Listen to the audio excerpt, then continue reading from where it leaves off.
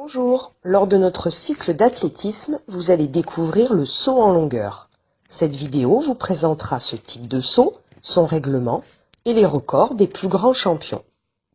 Le saut en longueur est une épreuve d'athlétisme consistant à couvrir la plus longue distance possible en sautant avec de l'élan.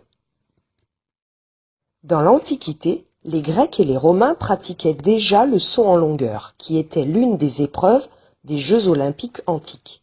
Aujourd'hui, on retrouve cette épreuve dans les Jeux olympiques modernes. En compétition, les athlètes s'élancent en courant sur une piste rectiligne de 40 mètres, prennent une impulsion sur la planche d'appel, en prenant soin de poser leurs pieds avant la bande de plasticine, et sautent pour atterrir le plus loin possible dans une fosse à sable. La planche d'appel est placée à 1 mètre au moins du bord de la zone de chute. Elle est faite de bois, longue de 1,20 m et large de 20 cm environ. Elle est peinte en blanc. Immédiatement après la ligne d'appel, on place une planche couverte de plasticine. Cette bande, composée comme une pâte à modeler, permet de retenir l'empreinte du pied de l'athlète pour savoir s'il a dépassé la planche d'appel.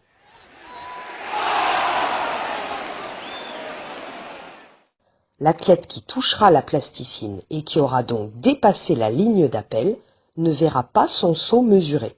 On dit qu'il a mordu. La zone de chute est une fosse de sable qui a au moins 2,75 m de large sur 10 mètres de longueur.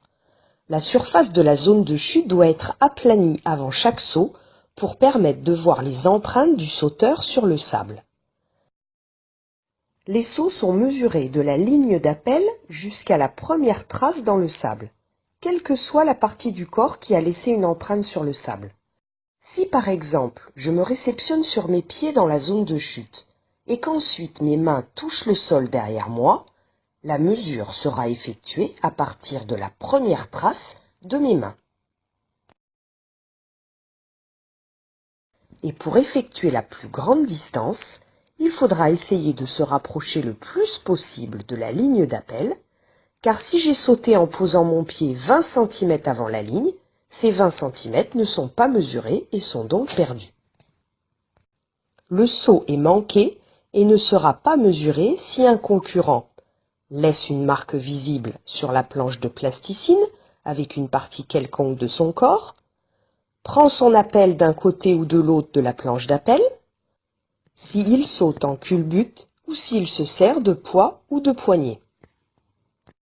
Au collège, nous ne disposons pas d'une zone officielle de saut en longueur, mais nous sauterons dans la fosse de sable à partir du terrain de handball sur le plateau sportif. En compétition, les concurrents ont généralement 3 essais, et pour les 8 meilleurs, 3 essais supplémentaires. Le gagnant est celui qui a réalisé le plus long saut mesuré. Les athlètes utilisent des marques sur le côté de la piste pour repérer l'endroit où ils vont commencer à courir. Avec cette marque, ils peuvent ainsi courir rapidement et arriver à chaque fois avec leur bon pied d'appel sur la planche d'appel.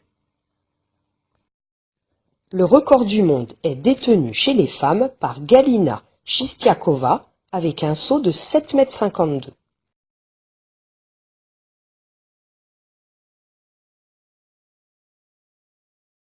Chez les hommes, c'est Mike Powell qui détient le record avec un saut de 8,95 m.